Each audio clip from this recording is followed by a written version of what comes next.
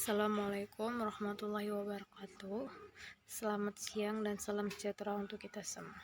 Sebelumnya perkenalkan, nama saya Aswina Intan Mariana, NIM 1703030196, kelas C semester 9, jurusan Sosiologi, Fakultas Ilmu Sosial dan Ilmu Politik.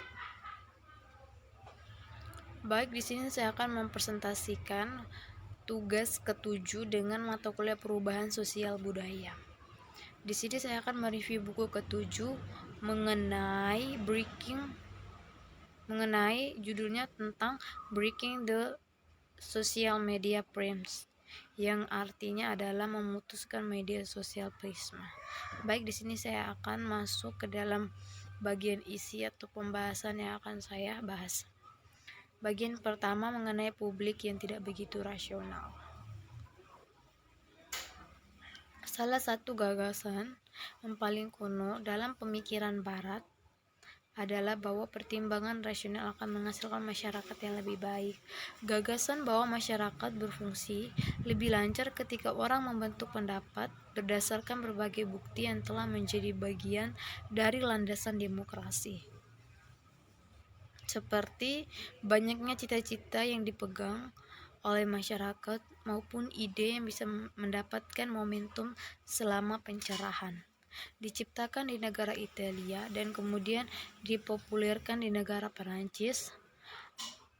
Kegiatan atau aktivitas mengenai salon adalah diskusi kelompok kecil tentang saat acara yang diselenggarakan oleh elit berpengaruh. Kecerdasan dan pengetahuan yang setara. Salon merupakan pendahuluan penting bagi demokrasi modern. Dari beberapa sejarawan percaya bahwa yang menyediakan forum bagi orang-orang untuk mendiskusikan tantangan bersama. Maka tidak heran bahwa pengamat mengenai awal internet atau media sosial merayakan potensi media sosial untuk meningkatkan budaya salon yang bisa menciptakan pasar ide yang masif dan terbuka. Media sosial juga tidak hanya terbuka untuk siapa saja, tetapi bagi para pengamat dapat berpendapat bahwa mereka juga tidak memiliki penjaga gerbang yang konvensional seperti produser televisi, editor surat kabar, dan hal sebagainya yang menjaga ketat batas-batas ruang publik. Gunakan untuk membentuk pandangan bahwa media sosial juga dapat memungkinkan penggunaan untuk mendiskusikan informasi tersebut dengan kelompok yang jauh lebih beragam daripada yang dapat mereka temui dalam pengaturan offline. Eksperimen ini banyak penelitian selanjutnya menunjukkan bahwa orang Amerika sebenarnya kurang terpolarisasi tentang kebijakan sosial mengenai masalah daripada didasari kebanyakan orang. Meskipun tingkat ketidaksepakatan tentang kebijakan sosial tetap relatif stabil di masa yang lalu atau beberapa dekade sebelumnya, sikap terhadap satu sama lain menjadi banyak yang lebih ke arah negatif. Pada tahun 1960, studi pemilihan nasional Amerika telah bertanya kepada ribuan Amerika mengenai apakah mereka akan marah jika mereka memutuskan kepada anak-anak mereka untuk menikahi salah seorang dari partai politik lawan. Ilmu sosial telah menghasilkan serangkaian indikator yang mengganggu tentang betapa mudahnya identitas politik mengenai naluri rasional untuk kemampuan yang bisa berempati satu sama lain dan bahkan memberikan kemampuan untuk terhubung kepada satu sama lain di sekitar isu-isu non-politik. Misalnya, bahwa Demokrat dan Republik akan menerima kompensasi finansial yang lebih rendah di pasar tenaga kerja offline untuk menghindari bekerja sama dengan yang lain.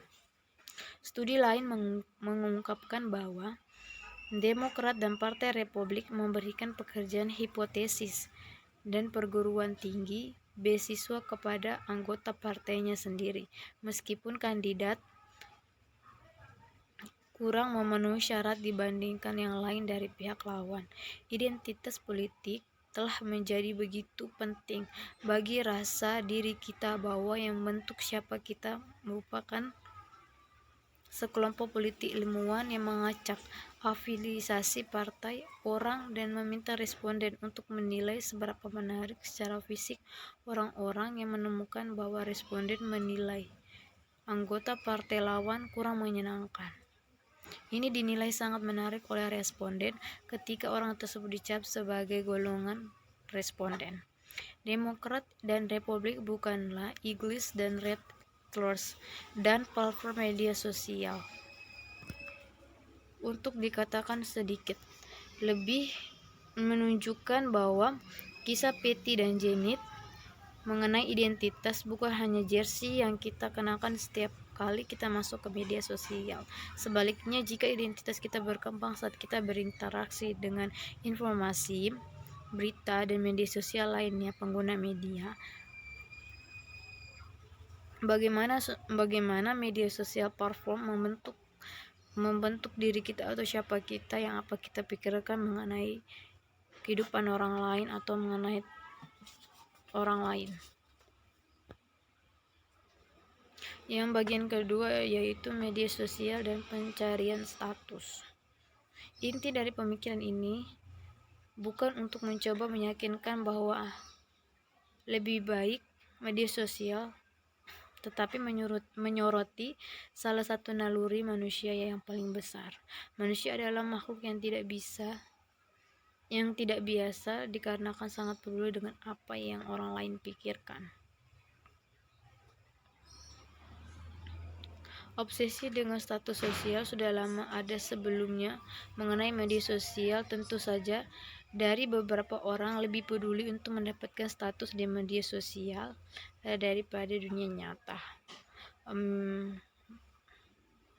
Misalnya mendapatkan status di media sosial itu seperti ingin mendapatkan followers atau pengikut di media sosialnya. Itu merupakan bisa mendapatkan status seseorang melalui media sosial. Tapi poin kunci yang saya ingin buat di sini adalah bahwa yang orang lain peduli dengan identitas bukan karena memberi kita sesuatu atau memperjuangkan rasa harga diri maupun ide yang ditelusuri. Mengenai tulisan-tulisan awal yang dilakukan oleh Robert Ells, seorang sosiolog yang dapat melakukan ilmu saraf mutakhir. Kesimpulan umum dari penelitian sosiolog tersebut di atas memilih bahwa identitas bisa membuat seseorang merasa dirinya nyaman dan bisa merasa terhindar dari hal-hal yang membuat dia malu atau terhina begitu. Salah satu alasan utama mencari keanggotaan di kelompok sosial partai seperti bahwa mereka dapat memberikan harga diri mereka yang tidak dapat diperoleh dari diri sendiri. Sementara dapat terjadi karena penegasan diri positif yang dihasilkan dari ikatan dengan orang lain, yaitu seperti didorong oleh proses menggambar batasan antara diri kita dengan diri orang lain, dianggap kurang mampu, kurang jujur, atau kurang bermoral. Rasa superioritas yang diperoleh dari kategori orang ke dalam kelompok kita atau mereka memenuhi kebutuhan intrinsik yang menaik status. Salah satu hal yang paling membuat frustasi tentang identitas bagi mereka yang mempelajari bahwa mencari nafkah adalah orang yang terus berkembang. Berbeda dengan perkemahan musim panas yang diprofilkan bahwa dari awal orang tidak secara acak ditugaskan keanggotaan dalam Partai Republik dan Demokrat.